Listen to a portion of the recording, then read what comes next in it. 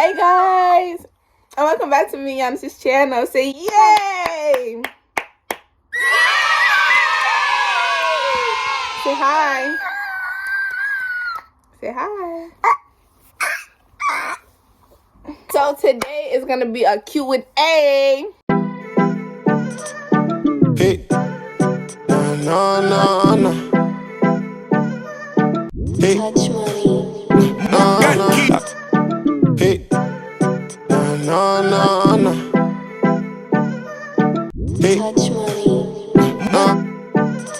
Okay, y'all, so let's jump into this Q&A. So the first question is, what is my name? My name is Jalen, but I go by JX or J or baby J. Any of those three, okay?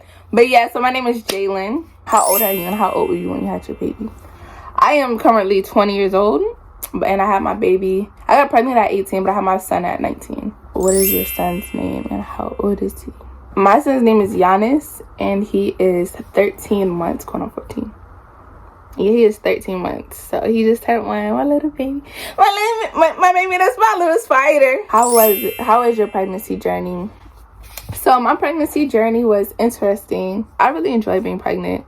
Not to say that I will go get pregnant now. You know, like, I don't want to have any more babies until, like, I'm married and later on in the future. When I'm financially stable, mentally stable, emotionally stable, when I have a husband, all of that, yeah, all of that matters. Because who finna have a baby? No, not me. No, ma'am. No, sir.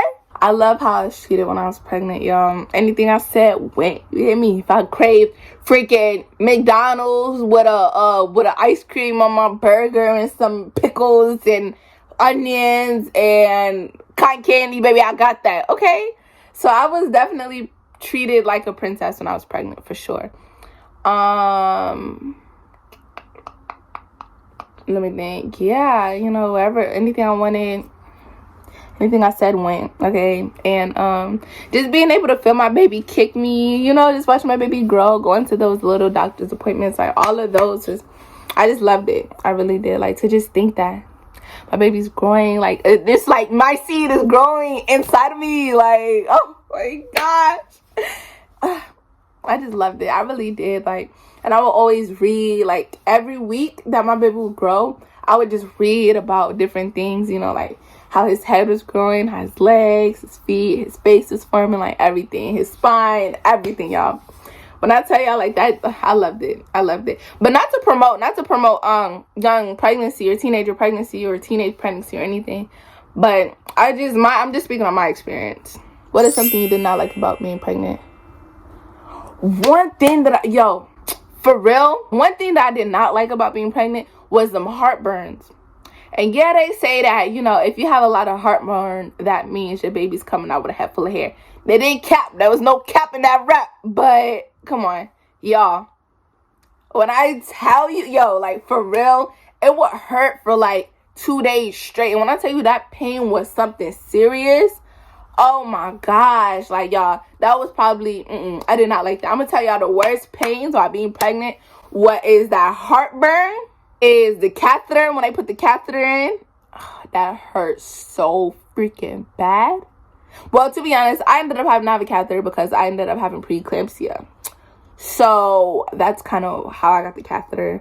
I'm not sure if you have a catheter in whenever you're giving birth, like whenever you push the baby out. I'm not sure if that happens if you get a catheter in.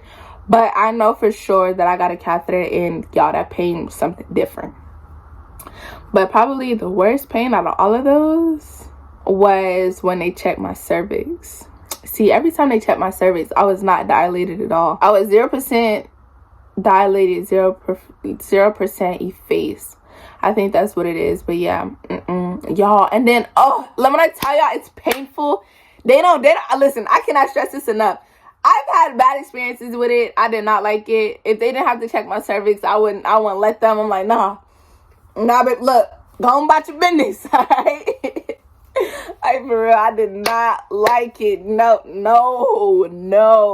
Oh my gosh, that was the worst pain for me. Would you have handled childbirth differently if you could redo it? Yes, because honestly, I was working up until, well, I mean, I've had Giannis, like, I want to say 2 weeks earlier, but I was working, and when I was working, like, I guess I don't know, I was working, and I didn't go on maternity leave until I had my baby.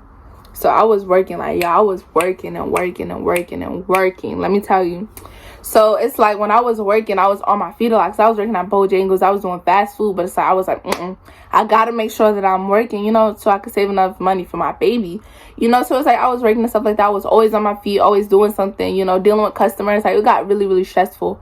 But it's like I didn't really understand that it was really, I didn't really see that it was taking a toll on my body for real. The day before my my doctor's appointment, I had asked my manager, I was like, can I sit down, you know, because my stomach's starting to hurt, my feet hurt. She was like, you need to get these orders out. I'm like, Miss Ma'am, I'm pregnant. You feel me? You better get them orders out. Stop playing with me. Cause who finna get these orders out? I'm not the only person working here. Y'all better figure it out. Figure it out.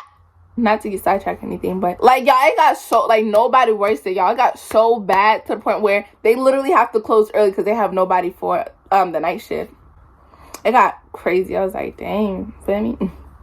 Hate to be them. To get back on track, so after I was working and stuff like that, and the lady wouldn't let me take a break, but she didn't really let me sit down after being on my feet all day. So the next day when I went to my doctor's appointment, you know, I'm sitting here thinking I feel normal, and my feet was swelling up and I was getting a lot of headaches. But I thought that is what came with pregnancy, you know, like people talk about how their ankles is swell up all the time, like how they have headaches. So I had headaches at the beginning of my pregnancy. So it's, I mean, I thought that was normal, you know. So then so the next day when I went to my doctor's appointment, she had did my blood pressure, and she was like, let me do your blood pressure again. I was like, okay. So she did it again. She was like, your blood pressure is really high. I was like, for real? She was like, yeah. She was like, how have you been feeling? Like, I said, I mean, my feet been swollen and I've been having headaches, but other than that, I'm fine, you know. She said, you might have preeclampsia. I was like, for real? She was like, yeah. She said, we're gonna test your urine to see if there's any protein in your urine. So I was like, okay. They tested my urine and they found protein in my urine. So I ended up having preeclampsia. And they said, make sure you get your stuff and come back to the hospital, because my hospital bag was at the house, because I didn't think to bring it with me. I didn't think I had preeclampsia. I think I was finna have my baby, you know. So she was like, yeah, just go get your hospital bag, get everything that you need or everything that you packed and stuff, and then come back to the hospital, because you're not leaving here without a baby. Yeah, honestly, I was kind of having mixed emotions. I was like, dang, like, my baby's gonna come, but then I was like, dang, like, hope my baby's okay. But childbirth, I'm sorry, y'all, because this question is kind of long. After I came back to the hospital, they ended up putting me on magnesium. So I ended up getting magnesium toxicity because they gave me too much magnesium because they were scared. So basically, when you have preeclampsia and they don't really you don't get anything to kind of bring it down, you can have a seizure while being pregnant, and they were trying to prevent that. So they gave me magnesium. When they gave me magnesium, they kind of gave me magnesium toxicity. And y'all, when I tell you they drugged me up, they had, oh my gosh, it was crazy. It was a lot, y'all. I got real swelled up. I'm gonna insert a clip. But I got really swollen, really, y'all, I was depressed in the hospital. It was so, yeah, so my blood pressure was still high after all that freaking magnesium they done pumped into my body.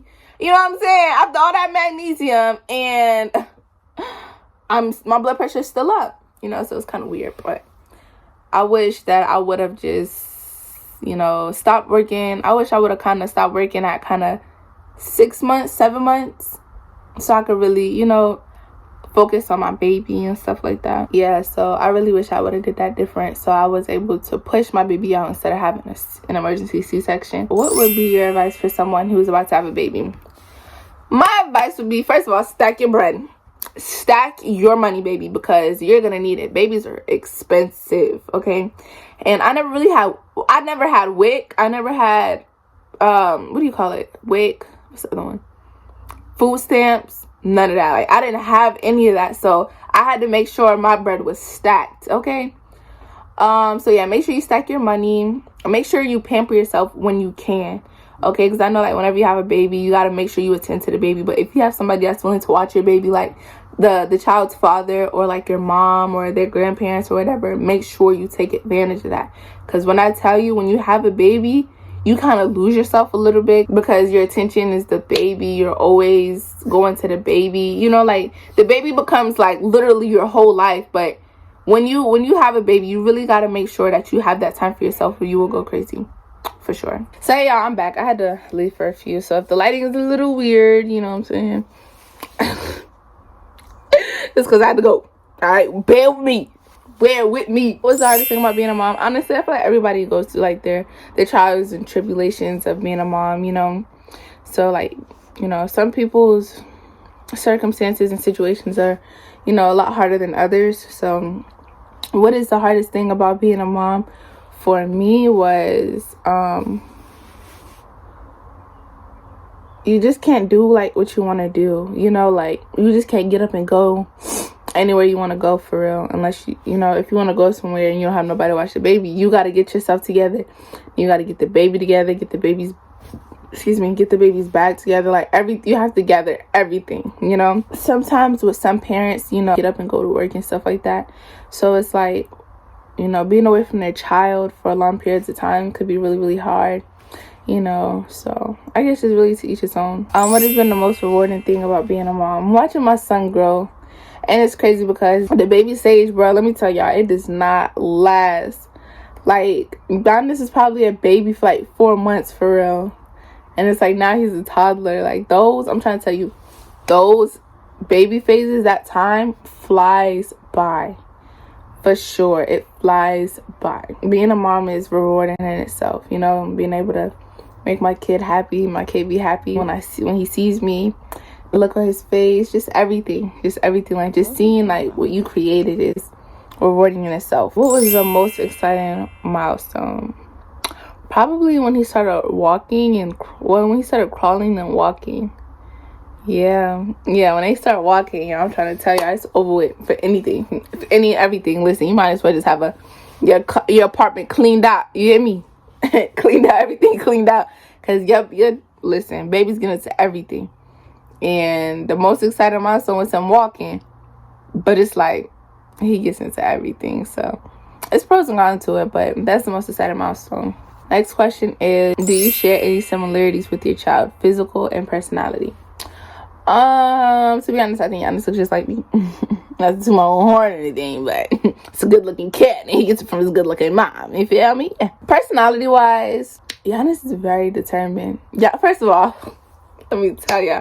So my son is very independent, okay? Like, he's not really the type to be babied. He does not like to be babied at all. Like, Giannis likes to walk around by himself. He likes to get into things by himself. Like, he's not with none of the extra stuff, you hear me?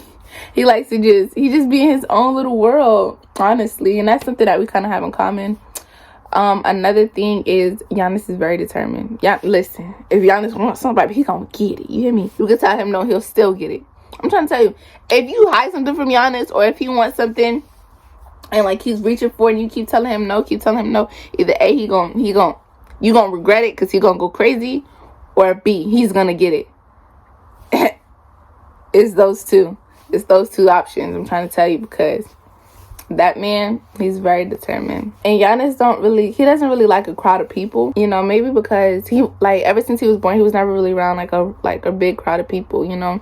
So it's like when he gets around a lot of people, he's kind of like standoffish. Like, he would just look around, like, you know what I'm saying? Like, what is something that your child has taught you? Patience. My child has taught me patience. Honestly, whenever I had my son, it's like I feel like I unlocked a new level of myself. You know, like, I learned a lot about myself. I am a lot more mature than I was before I had my son.